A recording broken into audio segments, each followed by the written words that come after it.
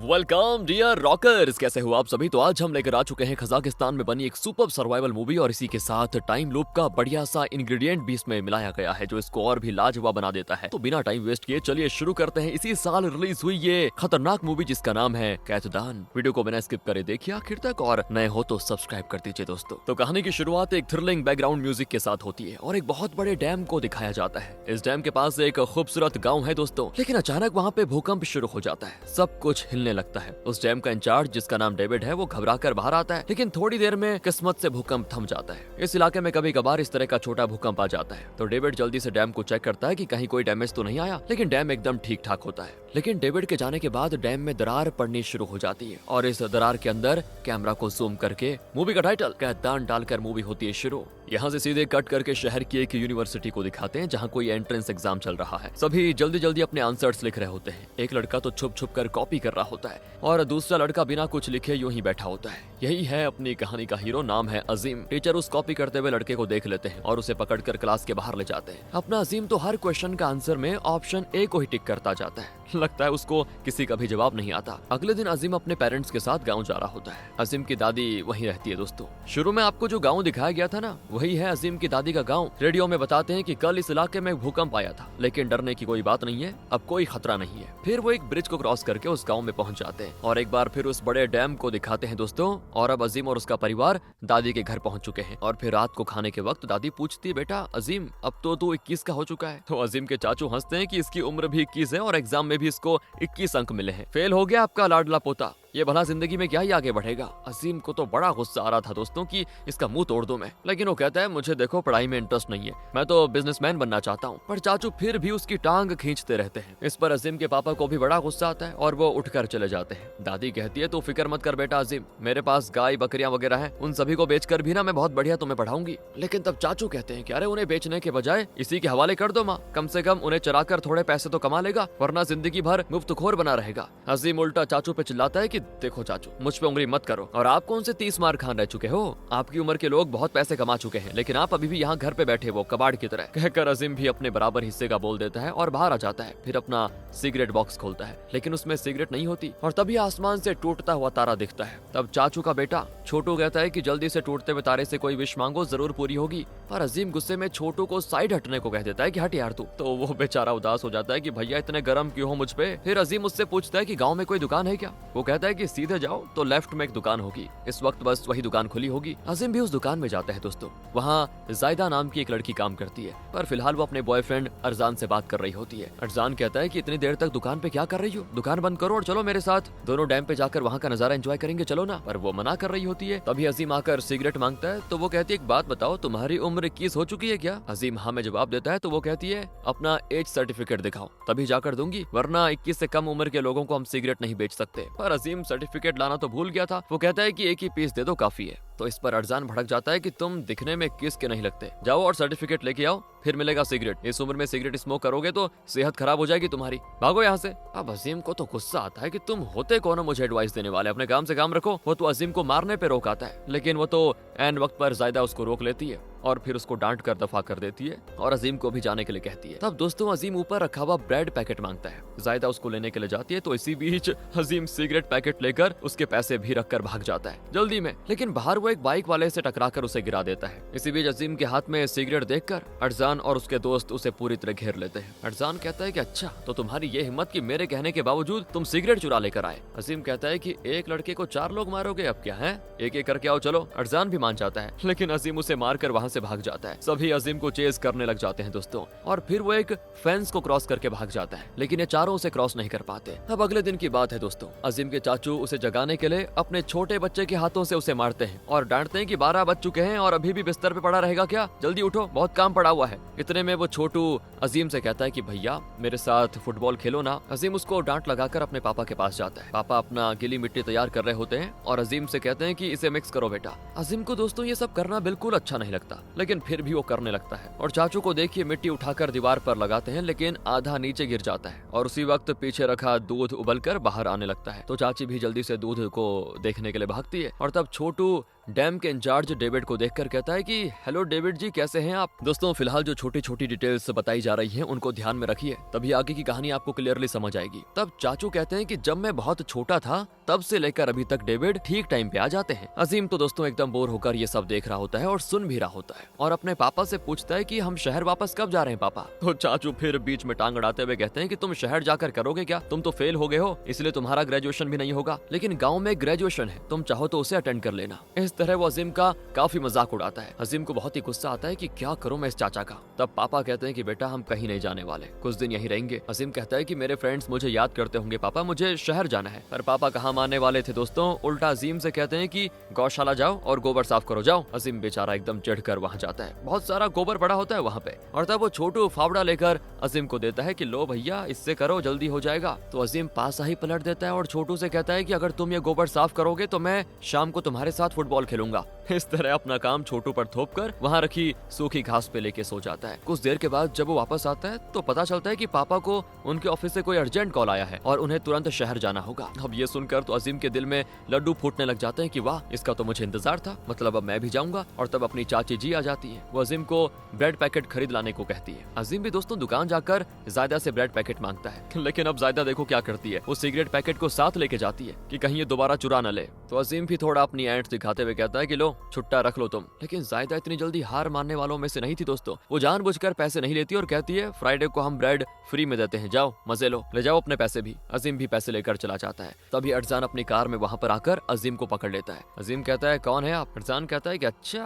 तो तुम मुझे नहीं जानते, कल तो मुझे मारकर भागे थे और आज नाटक कर रहे हो। अजीम कहता है कि नहीं सर, मैं कल यहाँ आया ही नहीं था, जरूर आपने किसी और को देखा होगा, मैं वो नहीं था। और तब गाँव का सरपंच कार में आता है दोस्तों। अरजान और उसके दोस्त सरपंच से मिलने जाते हैं। सरपंच कहता है कि बड़े ऑफिसर डैम को चेक करने आ रहे हैं, शायद कुछ गड़बड़ी है, और देखो चेक करने आ रहे हैं तो गांव एकदम साफ सुथरा होना चाहिए, समझे, जल्दी काम पे लग जाओ। फिर वो अजीम को देखकर पूछता है कि तुम कौन हो। अजीम अपना नाम बताता है तो सरपंच कहता है कि ओह तो तुम ही हो जिसने सिर्फ 21 मार्क्स स्कोर किए थे। अजीम पूछता है कि ये सब आपको किसने बताया। तो सरपंच कहता है कि इस गाँव में मेरी इजाजत के बगैर परिंदा भी पर नहीं मारता, सब पता चल जाता है मुझे। और फिर अजीम गुस्से में और शर्मा के चला जाता है। बेइज्जती हो गई थी एक तरफ से। दूसरी ओर अरजान जायदा की दुकान में जाकर उसे जबरदस्ती उठा के लेके जाता है कि आज तो तुम्हें डैम पे ले जाकर ही रहूंगा। यहाँ अजीम घर आता है तो उसके पेरेंट्स बैग पैक कर रहे होते हैं। अजीम कहता है कि जल्दी चलते हैं पापा, लेट हो जाएगा। और पापा कहते हैं कि बेटा तुम्हें किस बात की जल्दी है, शहर तो सिर्फ मैं और तुम्हारी माँ जा रहे हैं, तुम्हें यहीं रहना है, समझे। तो अजीम कहता है कि माँ ये क्या चल रहा है, मेरे ग्रेजुएशन का क्या होगा। तो चाचू फिर से बीच में टांग अड़ाते हैं कि बेटा तू फेल हो चुका है, फिर काहे का ग्रेजुएशन। अजीम बेचारा अंदर जाकर दरवाजा बंद कर लेता है। तो पापा भी डांटते हैं उसको कि दरवाजा खोलो वरना दरवाजा तोड़कर तुम्हारी धुलाई करूंगा। अजीम जल्दी से बाहर आ जाता है फिर और कहता है कि प्लीज पापा मुझे ये जगह बिल्कुल अच्छी नहीं लग रही, मुझे ले चलिए ना साथ में। लेकिन पापा नहीं मानते और अजीम को छोड़कर चले जाते हैं। रात को अजीम सोने के लिए तैयार होता है और वो भी खुले आसमान के नीचे। सच में यार गाँव की बात ही कुछ और होती है ना, बढ़िया मस्त। खैर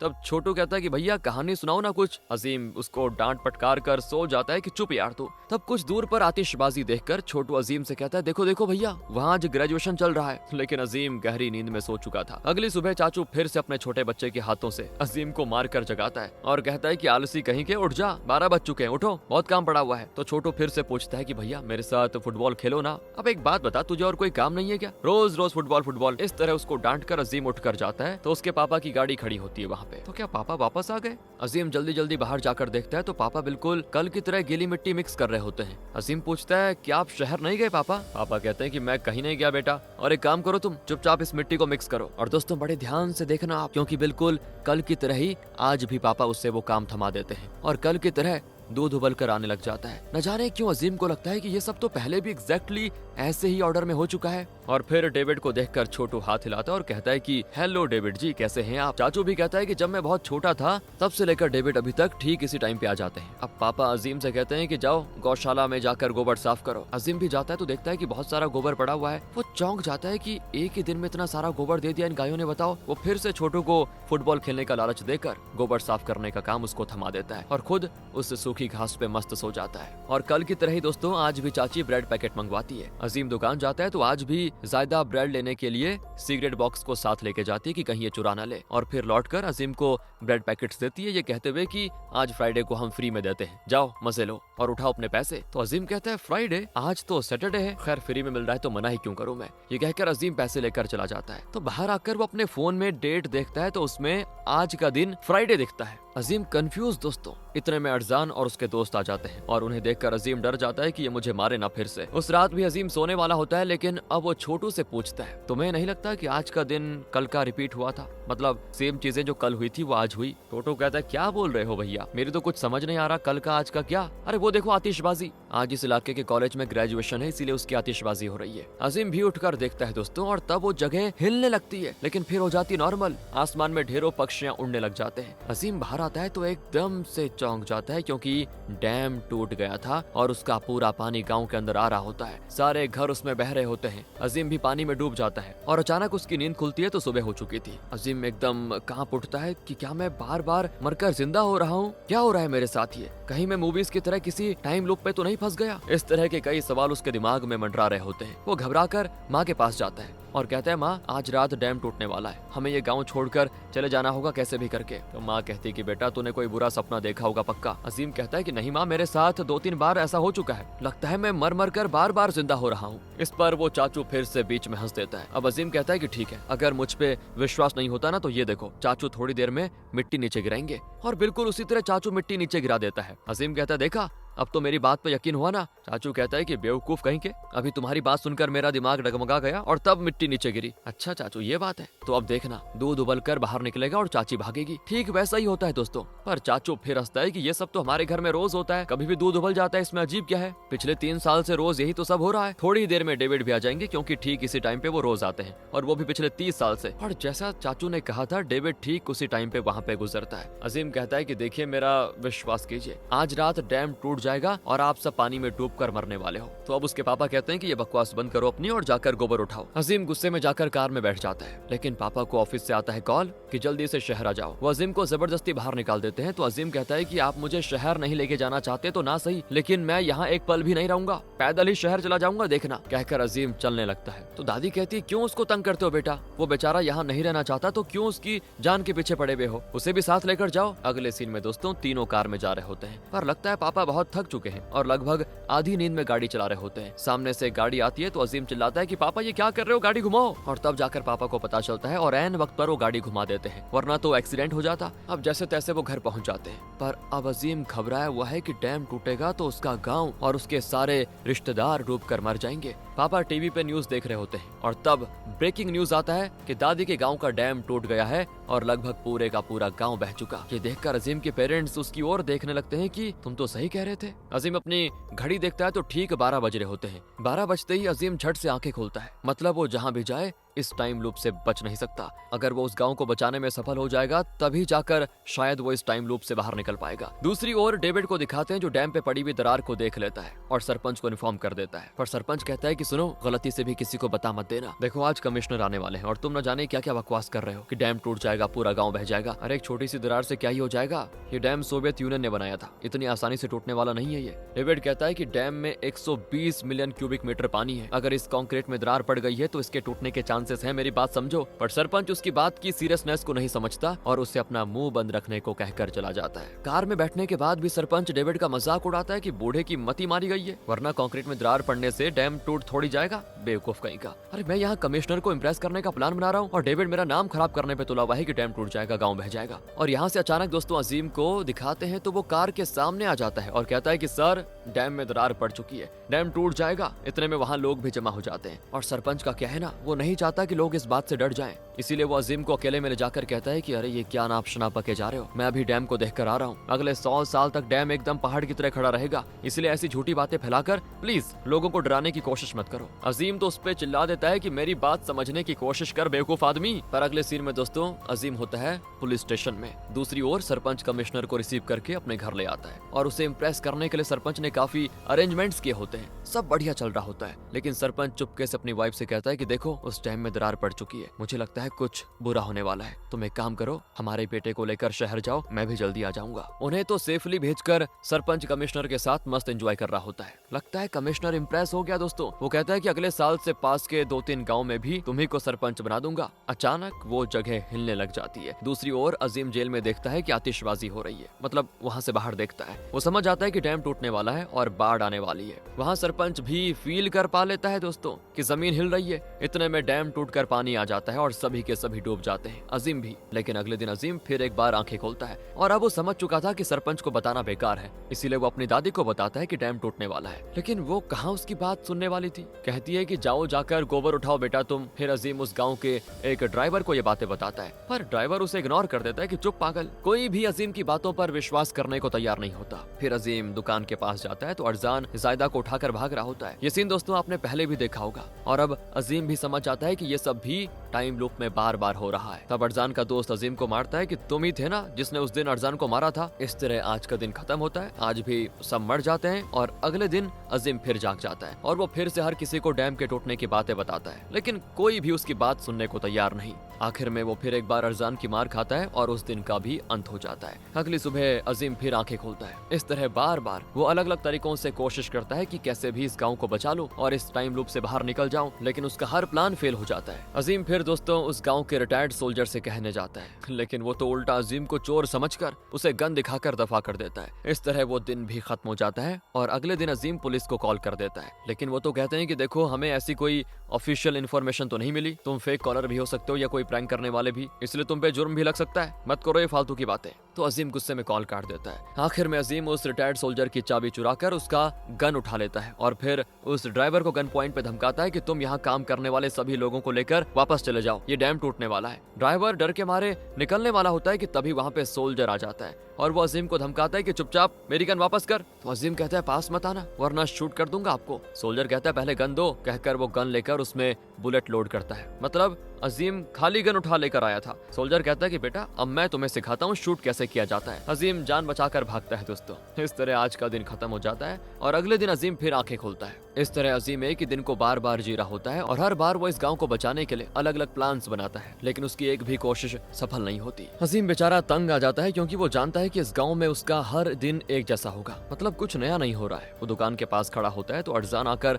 अजीम को मारने वाला होता है, लेकिन अब इतनी बार उस दिन को रिपीटेडली जी कर अजीम उसका हर मूव जान जाता है कि अब ये यहाँ से मारेगा, अब ये वो करेगा। तो वो अरजान और उसके साथियों को मार गिराता है क्योंकि उसको सब पता था कहाँ से कौन मारने वाला है। ये देखकर जायदा शॉक हो जाती है। फिर अजीम डैम पे जाकर उस दरार को देखता है। वो ऑपरेटर रूम में जाकर धीरे धीरे पानी को खोल देने की सोचता है ताकि बाढ़ रोकी जा सके, लेकिन पानी बहुत ही कम निकलना शुरू होता है। इतने में डेविड अजीम को देख लेता है और उसे ऊपर बुलाता है। अजीम भी दोस्तों ऊपर जाता है और डेविड को बताता है कि आज रात डैम टूटने वाला है। मैं गाँव को बचाने के लिए पानी को खोल रहा था बस ताकि बाढ़ से गाँव बच जाए। डेविड कहता है देखो मुझे नहीं पता कि डैम आज टूटेगा या नहीं, लेकिन कभी न कभी ये जरूर टूटेगा। मैंने सरपंच को भी बताया था लेकिन सरपंच ने मेरी बात मानी ही नहीं। दरअसल कई साल पहले डैम में बहुत पानी ऊपर तक आ गया था और मुझे लगा डैम भर जाएगा और टूट जाएगा और गांव में बाढ़ आ जाएगी, तो लोगों को वार्न करने के लिए मैंने अलार्म चालू कर दिया था और सारे लोग यहाँ इकट्ठा हो गए थे। पर उस दिन ये डैम नहीं टूटा और गाँव वाले बच गए। लेकिन इसके बाद गाँव वालों ने मुझ पे विश्वास करना बंद कर दिया। उन्हें लगा कि मैं हर बार गलत वार्निंग देता हूँ, पर मुझे इसकी चिंता नहीं है, मुझे तो बस गांव वालों की चिंता है। पर उस दिन के बाद मैंने खुद से कोई भी फैसला लेना छोड़ दिया। अब अगर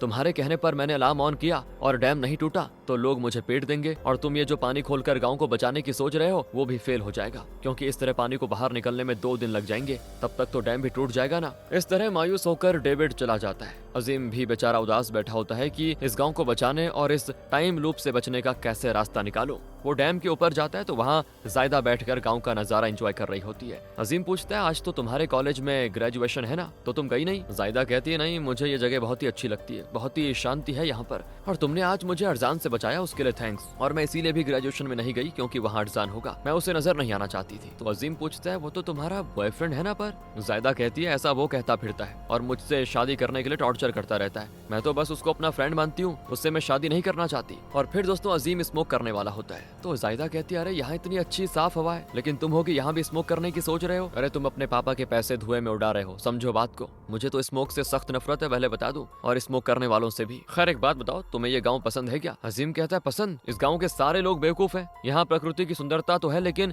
ये सुंदरता इस गांव के लिए खतरा बन सकती है। साहिदा कहती तुम शहर से आए हो ना, इसीलिए गांव को नहीं समझते, इसे अपना कर देखो तब तुम्हें इसकी खूबसूरती समझ में आएगी। अजीम अपना सिगरेट नीचे फेंक देता है और तभी ग्रेजुएशन के लिए आतिशबाजी होती है और डैम टूट जाता है। अगले सीन में दोस्तों अजीम फिर एक बार सुबह आंखें खोलता है, लेकिन इस बार उसको जायदा की बात याद आती है कि तुम इस गांव को अपनाकर यहाँ रहकर तो देखो, तभी इसकी खूबसूरती तुम्हारे समझ में आएगी। तो अब वो छोटू से पूछता है कि क्या तुम भी रोज इसी वक्त जागते हो? वो कहता है नहीं भैया, मैं तो बहुत पहले जाग जाता हूँ, लेकिन आपके उठने का इंतजार करता रहता हूँ। मुझे आपके साथ फुटबॉल खेलने का बड़ा मन होता है। अगले सीन में छोटू गोबर उठा रहा होता है और तब अजीम कहता है कि तुम थोड़ा आराम कर लो, बाकी काम मैं कर लूंगा। इस तरह वो छोटू के साथ मिलकर कई सारे काम करता है। छोटू पूछता है कि आप अक्सर हमारे गाँव क्यों नहीं आते भैया, आया करो ना। तो अजीम कहता है मेरे सभी फ्रेंड्स शहर में रहते हैं ना, इसीलिए मुझे वहाँ रहना पसंद है। छोटू कहता है पर भैया यहाँ मैं, पापा, मम्मी सब आपको बड़ा मिस करते हैं। अजीम हंसता है कि झूठ बोल रहा है बे तू, तुम्हारे पापा तो हमेशा मुझे ताने मारते रहते हैं और वो मुझे मिस क्यों करने लगे भला। छोटू कहता है भैया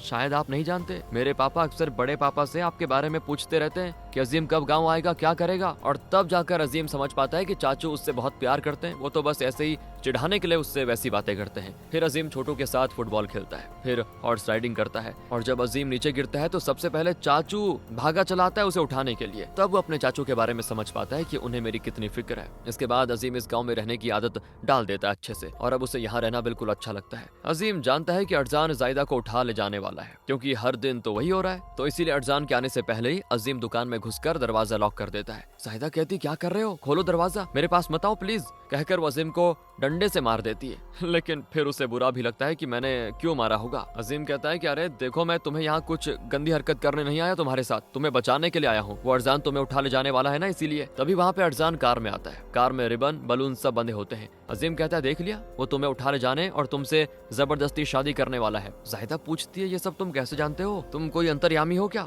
तो अजीम कहता है कि जब ये लोग बातें कर रहे थे ना तो छोटू ने इनकी बातें सुन ली थी, उसी ने मुझे बताया। अब अजीम और जायदा पीछे से बच निकलते हैं दोस्तों। इतने में अरजान अंदर आ जाता है, लेकिन तब तक ये दोनों भागकर कुछ दूर पहुंच जाते हैं। जायदा पूछती है कि तुम दिखने में बहुत ही यंग लगते हो, फिर स्मोक क्यों करते हो, दिक्कत है क्या कोई? अजीम झूठ कहता है कि अरे मैं स्मोक नहीं करता, वो तो मेरे चाचू सिगरेट मंगवाते हैं मुझसे, उनके लिए लेके जाता हूँ। स्मोक से तो शहर का वातावरण पूरी तरह से प्रदूषित होता है, मुझे पता है ये चीजें। और जायदा भी उसकी बातों का विश्वास कर लेती है दोस्तों। फिर वो उसको अपनी ग्रेजुएशन पे इनवाइट करती है। अजीम भी जाने के लिए तैयार होता है तो वो चाचू का पुराना कोट पहन लेता है, जो उसके लिए मतलब काफी ढीला है फिलहाल। तो ग्रेजुएशन पार्टी शुरू होती है। अजीम को देखकर जायदा बड़ी खुश होती है कि चलो बढ़िया है, आ गया, और फिर दोनों डांस करने लग जाते हैं। तब जायदा देख लेती है कि अरजान के दोस्त ने इनको साथ में डांस करते हुए देख लिया है और वो तुरंत ही जाकर अरजान को बता देता है कि वो डांस कर रहे हैं दोनों। अब जायदा घबराकर ऊपर से हाथ हटा लेती है और कहती है अगर अरजान को पता चल गया तो वो हमारी जान ले लेगा, कोई मुझे गलती से भी टच कर दे तो उसे बड़ा गुस्सा आता है, पता है। इतने में अरजान आ जाता है दोस्तों, लेकिन तब तक अजीम और जायदा भाग जाते हैं और डैम पर आ जाते हैं चुपचाप। अजीम कहता है कि शुरू में तो मुझे ये गांव बिल्कुल अच्छा नहीं लगता था, लेकिन इतने दिन बाद मुझे गांव सच में दिल में आ गया है मेरे। तो जायदा चौंक कर पूछती है क्या कह रहे हो, तुम कल ही तो इस गांव में आए हो? अजीम कहता है हाँ मैं कल ही आया हूँ, लेकिन ऐसा लगता है जैसे इस गांव के साथ मेरा बहुत ही पुराना रिश्ता है। अब जायदा को लगती है दोस्तों ठंड, तो अजीम उसे अपना कोट दे देता है। तभी अरजान भी आ जाता है वहाँ पे और अजीम को पीटने लग जाता है कि जायदा को टच करने की तुम्हारी हिम्मत कैसे हुई। पर जायदा उल्टा उसी को डांटती है कि तुम इस तरह वायलेंट क्यों होते हो, तुम मुझे पसंद नहीं हो, कितनी बार बोल चुकी हूँ मैं। इस पे अरजान रुक जाता है और पूछता है क्या तुम मुझे पसंद नहीं करती हो, कहीं इस अजीम की वजह से ही तुम मुझे पसंद नहीं कर रही हो? तो जायदा कहती नहीं नहीं, मैं तुम्हें बस अपना दोस्त मानती हूँ, लेकिन तुम्हारा ये बर्ताव देखकर लगता है कि तुमसे दोस्ती करना भी गलत है। मैं तुमसे प्यार नहीं करती, कितनी बार कह चुकी हूँ, समझने की कोशिश करो, प्यार जबरदस्ती नहीं होता और मुझे टॉर्चर करना बंद करो। अब ये सारी बातें सुनने के बाद अरजान को लगता है कि अजीम ने जायदा को फुसलाया होगा, इसीलिए वो मुझसे नफरत करने लगी है, तो वो अजीम को पीटने लग जाता है। तो जायदा फिर उसे रोकती है कि क्यों कर रहे हो ये हरकतें। अजीम कहता है कि ये डैम टूटने वाला है और गांव का हर घर पानी में बहने वाला है और सारे लोग मरने वाले हैं और ये दिन मेरे लिए बार बार रिपीट हो रहा है। पर इतने में डैम टूट जाता है और गांव में बड़ी बाढ़ आ जाती है, हर घर टूटता है और इनकी आंखों के सामने ही पूरा गांव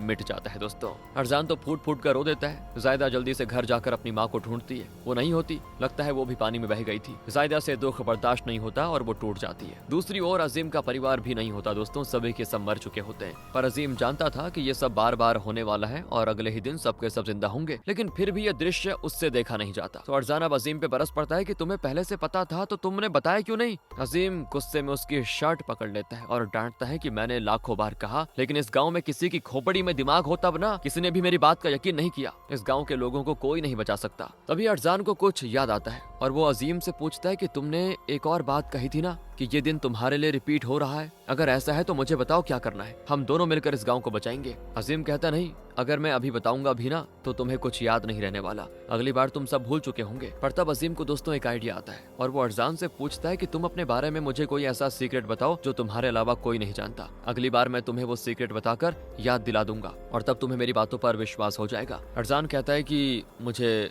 बवासीर है। बस इतना कहने पर टाइम खत्म हो जाता है दोस्तों और अजीम अगले दिन आंखें खोलता है, मतलब उसी दिन जो कि अजीम के लिए बार बार रिपीट हो रहा है। सबसे पहले तो वो अरजान से मिलने जाता है और कहता है कि तुम्हें बवासीर है ना। इस पर अरजान अजीम को पीटने लग जाता है कि तुम्हें कैसे पता चला, और अजीम फिर उसको समझाता है कि भाई तुम्ही ने मुझे बताया था। तब अरजान अपनी पीठ के पीछे हाथ रखकर अजीम से कहता है कि बताओ मेरी कितनी उंगलियां खुली हुई है। अजीम कहता है अबे बेवकूफ, तुमसे कितनी बार कहूँ ये गाँव डूबने जा रहा है और तुमने मुझे अपना सीक्रेट बताया था, समझने की कोशिश करो यार। तब जाकर उसको अजीम पर थोड़ा विश्वास होता है, लेकिन फिर भी वो बिलीव नहीं कर पाता कि रियलिटी में ऐसा टाइम लूप भी हो सकता है। खैर इस गाँव के लोगों को बचाने के लिए मैं कुछ भी करने को तैयार हूँ। डैम के टूटने से पहले मैं सारे गांव वालों को बचा के लेके आऊंगा, लेकिन अगर तुम्हारी बात झूठी निकली ना तो मेरे पापा की कसम खा रहा हूँ तुम्हारी जान ले लूंगा। ये कहकर वो ग्रेजुएशन में आए हुए सारे बच्चों में खबर फैला देता है। दूसरी ओर अजीम के कहने पर डेविड भी इमरजेंसी अलार्म बजाने के लिए तैयार हो जाता है। अजीम स्टेज पर आकर कहता है कि थोड़ी ही देर में ये डैम टूट जाएगा, इसलिए जान बचाने के लिए प्लीज सभी के सभी डैम के ऊपर आ जाओ। तब डेविड भी अलार्म बजा देता है और सभी के सभी डैम के ऊपर जाने ही लगते हैं। अजीम भी उनकी मदद करता है। इतने में सरपंच बाहर आकर पूछता है कि सब कहाँ चले गए,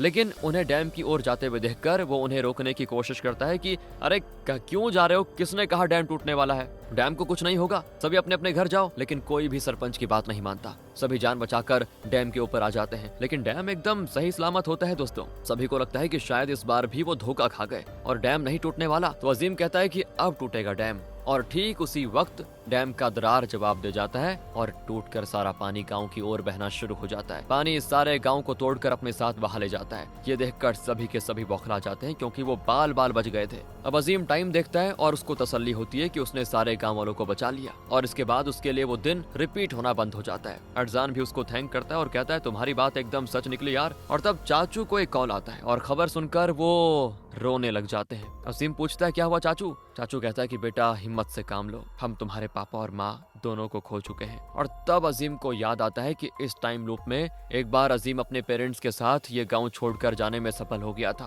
और तब पापा ड्राइव कर रहे थे, लेकिन थकान के मारे एक गाड़ी से वो टकराने वाले थे, और उस समय तो अजीम ने उनको अलर्ट कर दिया था और वो एक्सीडेंट होने से बच गया। लेकिन अब क्योंकि अजीम नहीं गया तो लगता है पापा ड्राइव करते हुए सो गए थे और उनका एक्सीडेंट हो गया। ये सारी बातें सोचकर अजीम से दुख बर्दाश्त नहीं होता, बहुत रोता है बेचारा। तो चाचू उसको दिलासा देता है कि बेटा होनी को कौन टाल सकता है। चाचू के जाने के बाद अजीम टाइम देखता है 12 बज चुके थे, इसीलिए अब ये दिन रिपीट नहीं होने वाला और ना ही वो अपने मम्मी पापा को वापस लेके आ पाएगा। वो रोता है खुद में कि यार भगवान मुझे एक चांस दो ना प्लीज। कहते हुए वो आसमान को देखता है तो एक बार फिर टूटता हुआ तारा दिखता है, और अगले सीन में दोस्तों अजीम अचानक से खोलता है आंख, मतलब उसको एक और चांस मिल चुका है। सबसे पहले तो वो अपने पेरेंट्स के पास जाकर उन्हें हक करके रोने लग जाता है। उनकी कुछ समझ में नहीं आता कि बच्चे को क्या हो गया, कहीं कोई बुरा सपना तो नहीं देख लिया। तो अजीम रोते हुए कहता है कि प्लीज मुझे छोड़कर मत जाइए। उन्हें भी खुशी होती है कि अजीम उनसे बात कर रहा है, क्योंकि वो बहुत ही गुस्सा था कुछ टाइम पहले कि गांव में क्यों लेकर आ गए मुझे। और फिर अजीम अपनी मर्जी से सारे काम करने में लगा होता है। चाचू तो हैरान रह जाता है कि यह अचानक तुझे हो गया रे, पहले तो तू काम से रोता था। लेकिन अजीम चाचू से गुस्सा नहीं होता, बल्कि बहुत ही अच्छे से बातें करता है, क्योंकि वो जान चुका था कि चाचू को उससे कितना प्यार है। लेकिन तभी पापा के फोन पे आता है कॉल। ये कॉल पापा के ऑफिस से आया था, जिसके बाद पापा शहर के लिए निकले और कार में एक्सीडेंट हो गया। ऐसा तो हो रहा था अभी तक, यानी कि ये कॉल ही सारी मुसीबत की जड़ है। यही सोचकर अजीम जल्दी से फोन उठाकर उससे कर देता है स्विच ऑफ और छुपा देता है कहीं। तब छोटू अपने पापा से कहता है कि आज सभी मिलकर डैम पे चलते हैं, बड़ा मजा आएगा, वहाँ पिकनिक करेंगे। ये आइडिया सभी को पसंद आ जाता है और वो कुछ चीजें पैक करने में लगे होते हैं। दरअसल अजीम ने ही छोटू से कहा था कि पापा से डैम पर जाने की बात करो। अगले सीन में सभी डैम पर होते हैं, बढ़िया पिकनिक मनाते हैं, सब बड़े खुश होते हैं। अजीम छोटू से कहता है कि तुम्हें मेरा एक और काम करना होगा भाई, इन सबको किसी भी हाल में डैम से उतरने मत देना, कोई बहाना करके सभी को यहीं बिठा कर रखो। फिर अजीम अरजान से मिलने जाता है, लेकिन क्योंकि दोस्तों ये दिन रिपीट हो रहा है तो अरजान अभी फिलहाल के लिए सच नहीं जानता, और अब वो भी अजीम पे बड़ा गुस्सा है क्योंकि वो जायदा को बचा के लेके गया था। वो अजीम को मारने आता है कि तूने मेरी गर्लफ्रेंड को टच कैसे किया बे, लेकिन अजीम उसे शांत करके अकेले में लेके जाता है और कहता है कि ओ तुझे बवासीर है ना, तुमने मुझसे कहा था ये तुम्हारा सीक्रेट है। देखो अब मैं तुम्हें जो भी बातें बताऊंगा ध्यान से सुनना, फिलहाल मुझे पीटने से भी ज्यादा इंपॉर्टेंट है इस गाँव के लोगों को बचाना। फिर अजीम उसको शुरू से लेकर एंड तक टाइम वाली जो पूरी बातें हैं वो बताता है, और वो तो दंग रह जाता है कि भाई ऐसा भी होता है क्या असली में। खैर क्योंकि अजीम उसका सीक्रेट जानता है दोस्तों, तो उसे अजीम पे थोड़ा विश्वास हो जाता है। वो अपने साथियों से कहता है कि सारे गांव वालों को डैम पे लेके आओ, पर उसका एक दोस्त कहता है कि अजीम तो तुम्हारा दुश्मन है, अब क्या हो गया, उससे डर गए क्या, उसकी बात का विश्वास क्यों कर रहे हो। पर अरजान कहता है कि फिलहाल कुछ मत पूछो, गाँव वालों की जान का सवाल है, डैम टूटने वाला है और गाँव वाले बहने वाले हैं, सभी को वहां लेके जाना है। दूसरी ओर पापा अपनी कार से कुछ निकालने जाते हैं तो वहां पे अपना फोन देख लेते हैं और उसे कर देते हैं ऑन। ऑफिस से कई मिस्ड कॉल्स आए होते हैं तो तुरंत वो अपनी कंपनी के ओनर को कॉल कर देते हैं। ओनर कहता है कि मैंने कितनी बार तुम्हें कॉल किया, खैर एक अर्जेंट काम है, जल्दी से ऑफिस आओ। तो पापा तुरंत माँ को बताते हैं और दोनों शहर जाने के लिए हो जाते हैं तैयार। दूसरी ओर अजीम ग्रेजुएशन सेलिब्रेशन में जाकर माइक पे सभी को खबर करता है कि डैम टूटकर गाँव में आने वाला है पानी, इसलिए सभी के सभी डैम के ऊपर चले जाओ। डेविड भी इमरजेंसी अलार्म बजाने वाला होता है, लेकिन यहाँ पे आता है एक ट्विस्ट। पुलिस वाले अरजान और उसके साथियों को अरेस्ट करके जेल में बंद कर देते हैं। दरअसल अरजान का वो दोस्त जो अजीम की बात पे विश्वास नहीं करना चाहता था, उसने सरपंच को बता दिया था कि ये लोग डैम टूटने की बात कर रहे हैं और सरपंच तो कमिश्नर को इम्प्रेस करने की कोशिश में है और इसी चक्कर में पुलिस में उसने खबर कर दी कि अरजान के साथी गाँव वालों को परेशान कर रहे हैं, इसलिए पुलिस ने उनको अरेस्ट कर लिया। दोस्तों यहाँ अजीम अलार्म बजाने का इंतजार करता है, लेकिन जब वो नहीं बचता तो चेक करने के लिए वो बाहर आता है, लेकिन तब वो अपने पापा की कार को देख लेता है और अपना घोड़ा लेकर कार के सामने जाकर खड़ा हो जाता है और कहता है कि पापा आप प्लीज कहीं मत जाइए। तो पापा उसको डांटते कि अबे कहीं मत जाइए मतलब, मुझे ऑफिस से कॉल आया, जाना पड़ेगा, मेरी नौकरी का सवाल है, मैंने तुम्हें बस एक अच्छा काम दिया था, अच्छे से एग्जाम देना और पास हो जाना ताकि ढंग की कोई नौकरी मिल जाए, पर तुमने क्या किया, फेल हो गए ना। क्या जिंदगी भर अपने बाप के कंधों पे बैठकर खाते रहने का इरादा है? अरे तुम छोटे बच्चे नहीं रहे, अपनी जिम्मेदारियों को समझो, प्लीज मेरा रास्ता मत रोको, जाने दो मुझे। पर तब अजीम कहता है कि ऐसा नहीं है पापा, मैं जानता हूँ कि आप कितनी मेहनत करते हैं, मेरे लिए कितना कुछ करते हैं आप, इसलिए मैंने जानबूझकर एग्जाम ठीक से नहीं दिया और फेल हो गया ताकि आप गुस्से में मेरी पढ़ाई रोक दे और मैं कोई नौकरी करके फिर आपके कंधे का बोझ थोड़ा कम कर दूं, प्लीज पापा आज के दिन यहाँ रह जाइए बस। तो पापा भड़क जाते हैं कि मैं देखो